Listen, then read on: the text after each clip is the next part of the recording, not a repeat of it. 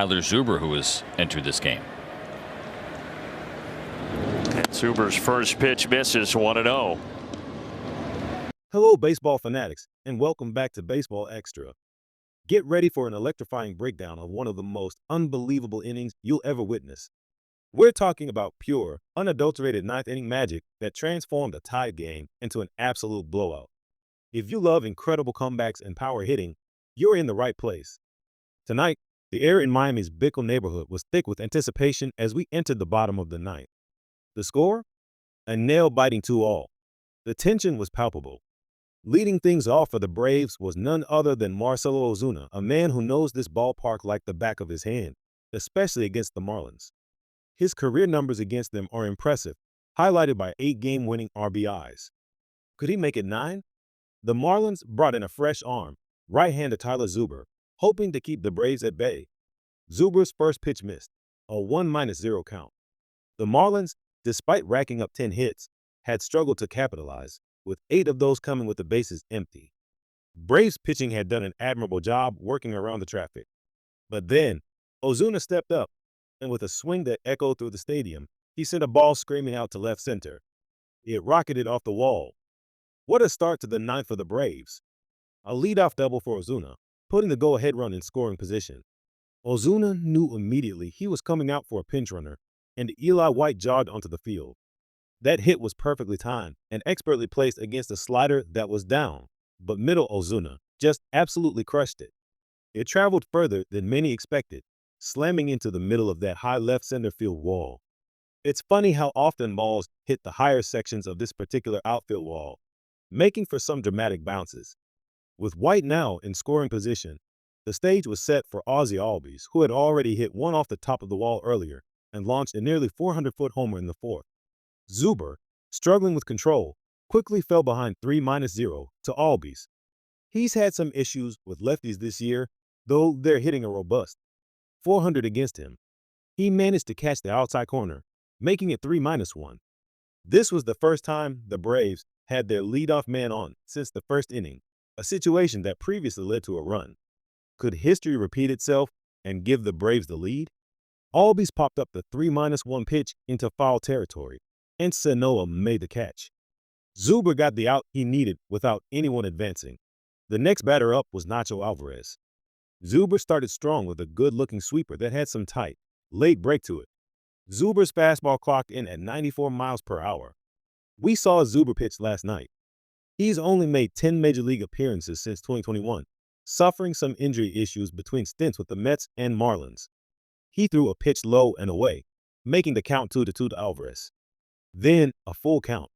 Interestingly, Zuber is one of only 10 big leaguers to come out of Arkansas State, and he's the highest drafted player in the program's history.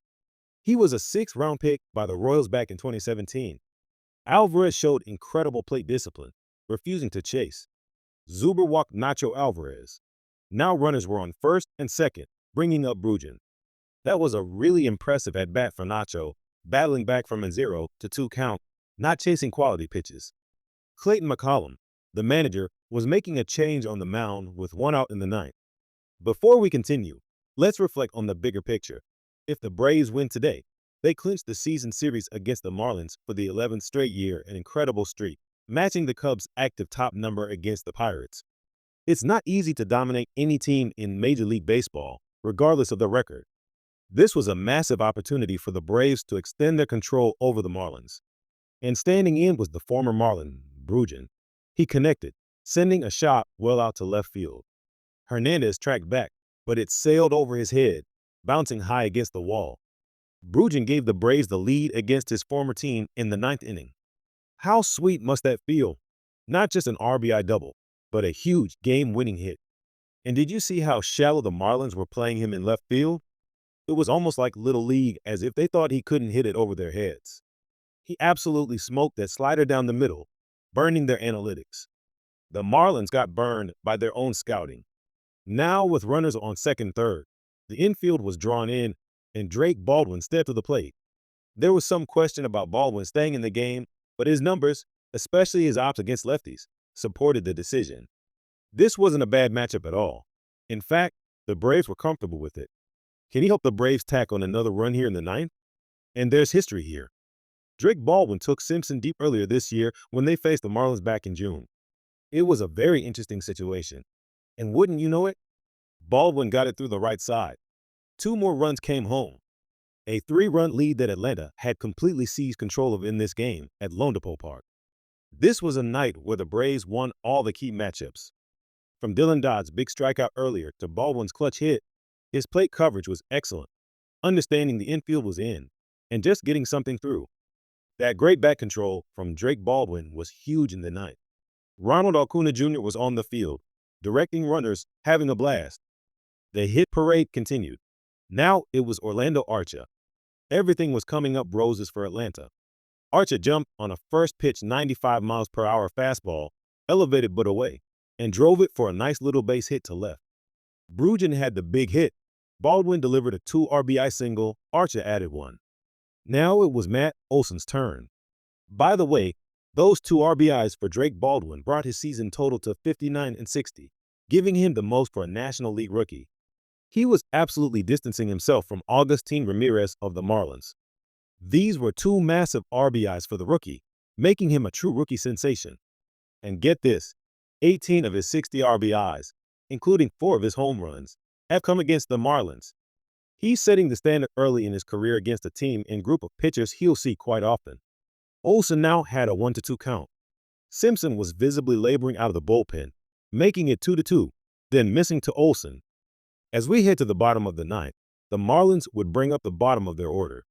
The Braves, meanwhile, were showing double-barrel action in their bullpen with Iglesias and Suero ready. What this tells you is if the score holds, Raisel Iglesias would come in for the save. If the Braves scored any more, making it a non-save situation, Suero would likely be the guy. The bases were loaded, and guess who was strolling to the plate? Ronald Acuna Jr. This was definitely the matchup the Marlins did not want. It prompted a visit from their pitching coach, Daniel Moscos. Acuna Jr. was probably licking his chops a bit. We talked about this yesterday when we saw a similar situation, the card coming out, the conversation with the pitcher. It's not always about data at this point. It's about what the coach is seeing, that verbal poke in the chest to get the pitcher refocused. They need their guy to execute. Moscos and Simpson had a pretty quick discussion. Acuna waited, then took a big swing. He already had 2 hits tonight, including a laser last inning clocked at over 115 miles per hour off the bat. There were a few shakeoffs for Simpson before he found what he wanted. You could see a pitch clock violation coming. All those shakes, the clock ticking down. He looked over, hadn't come set with about 6 seconds to go. And I'm surprised he held as long as he did. That was a costly one with the bases loaded, turning a 1-1 count into 2-1. Simpson had faced 4 batters and hadn't retired any of them. He was trying to get Acuna here in a 2-2 count, but then it went full, with nowhere to put him. Bases juiced, payoff pitch. Upstairs, he walked him. Another run home. 6-2.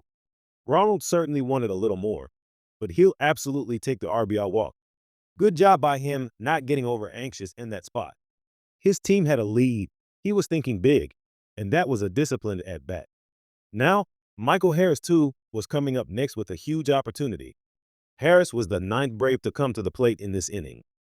4 runs in this 9th inning. That was the most the Braves had scored in a single 9th inning all season. It was 2-0 to Harris. Josh Simpson was really struggling out there for the Marlins. Some of those pitches looked nearly identical. One called a ball, one a strike. Then a 3-1 count. Was he going to walk another run in? It went full count, 3-2, as Harris bounced it foul. Harris looked back, asking if the ball was a strike. He was told no, and there was a look of frustration because he had done an excellent job of not chasing any borderline pitches earlier in the at-bat. Eli White was up next. 1,800 hours, 1,900 hours, Eli White's hit. Was there no one throwing in the Marlins bullpen? It felt like it was Simpson or bust. Wow. Harris put it in play on the infield. An infield fly rule was in effect, but the catch was made by Edwards, even with a little drama. So, 2 down now for Eli White. This was the spot in the lineup that Ozuna had occupied to start the inning. Remember, he doubled, and Eli came on as the pinch runner, and now Eli got to bat here. And Eli White came through with a hit out to left. The Braves were going to try to score 2 more, and they did. Acuna was safe at third. It was a massive 6-run top of the 9th for Atlanta. Good for Eli White, too. It's not easy to deliver when you're not playing with regularity. He saw a breaking ball he could handle up in the zone and drove it into left field. It stayed flat, outside corner, didn't have nearly the movement seen earlier on that pitch. Everyone was getting involved in this dominant offense. Ozzie Albies came up swinging, the 11th Brave to come to the plate in this very busy top of the ninth.